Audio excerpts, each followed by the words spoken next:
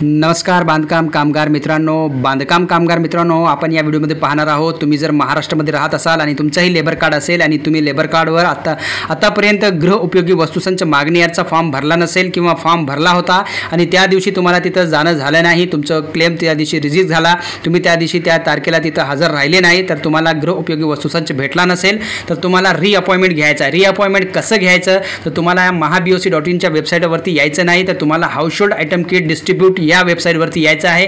असा इंटरफेस दिसेल. इथं तुम्ही पाहू शकता गृह उपयोगी वस्तूंचा मागणी अर्ज.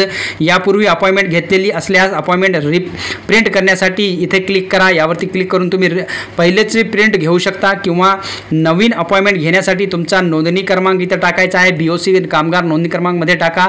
म्हणजे इथं एक्झाम्पल मी टाकलेला आहे. MH तुमचा जे नंबर आहे ते टाकून घ्यायचं. त्याच्यानंतर पूर्ण नंबर टाकल्यानंतर सेंड OTP वरती क्लिक करायचं आहे. तर मित्रांनो, रिअपॉइंटमेंट घेण्यासाठी कोणतीही दुसरी वेबसाईट सुरू झालेली नाही. फक्त इथं तुमचा रजिस्ट्रेशन नंबर टाकायचा आहे आणि रिअपॉइंटमेंट तुमचं होते काय ते पाहायचं आहे.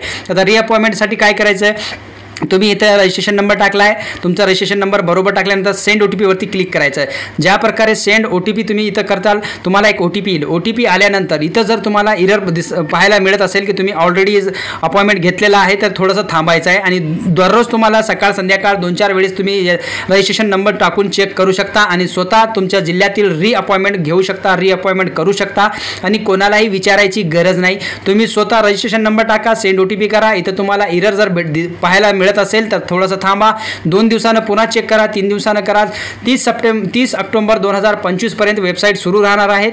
तर 30 ऑक्टोबर 2025 पर्यंत तुम्ही काय करू शकता, अपॉइंटमेंट घेऊ शकता.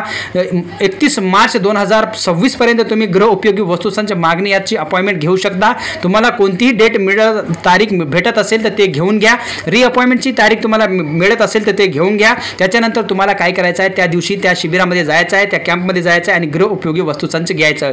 तर मित्रांनो, ही होती छोटीशी माहिती. कशी वाटली नक्कीच व्हिडिओमध्ये कमेंटमध्ये कळवा. भेटूया नेक्स्ट व्हिडिओमध्ये. धन्यवाद.